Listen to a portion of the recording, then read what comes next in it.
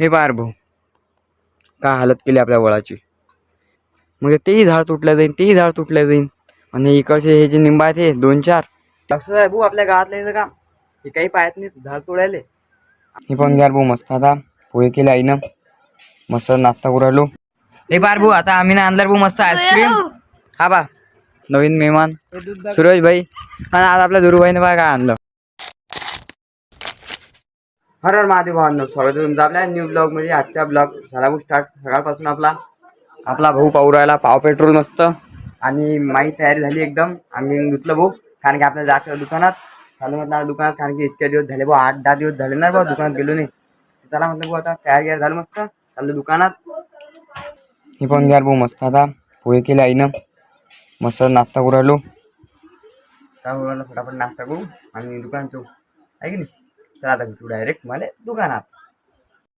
तर आलो बा आता घरी मस्त जेवण करायला. दुपारी 12 वाजली भाऊ, आता 1 वाजला, सॉरी माफ कर जा, 1 वाजला. मस्त जेवण करायला आलो आणि तुम्हाला एक गोष्ट दाखवणार भाऊ मला. हे बार भाऊ, काय हालत केली आपल्या वळाची. मी जेव्हा दुकानात जाऊ राहतो तेव्हा एक माणूस येत होता, ते तोडू राहिला. मला वाटलं डांगा दुंगा तोडीन भाऊ 2-3.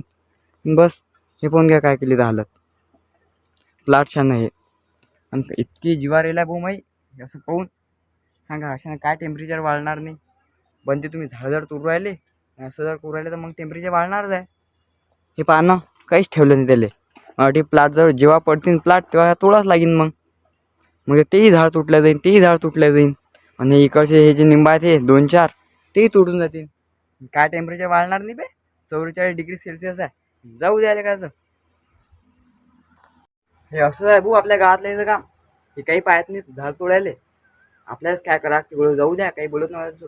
समजा मी बोललो ते बोललो, पण काही विषय नाही भाऊ. झाडं हे आपलं हे आहे.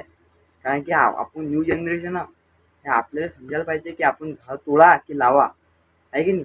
आणि आपण शिकेला, आपण असं वकील नाही आहे.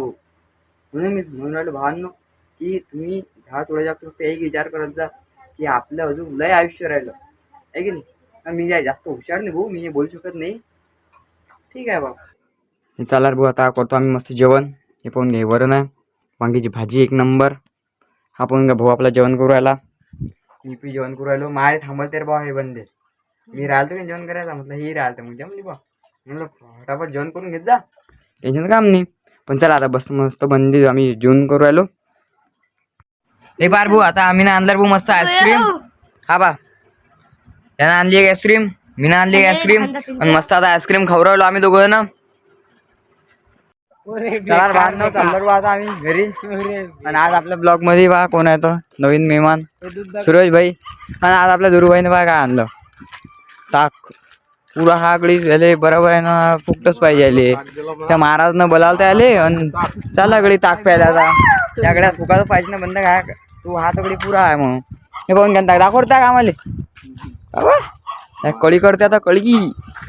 चला बांधनो आलो बात मस्त घरी. मस्त जेवण घेऊन करू आणि सो जाएंगे फटाफट से. चला भावांनो आता इथं करतो ब्लॉग एंड. आणि कारण की लाईट बी जायला पाहून घ्या, आपल्या घरची लाईट जायला. मी आलो आणि लाईट गेली रे भाऊ, बेकार काम झालं. तर आला ब्लॉगला करतो इथं एंड. फटाफट लाईक आणि फटाफट सबस्क्राईब करून घ्या. जय श्रीराम.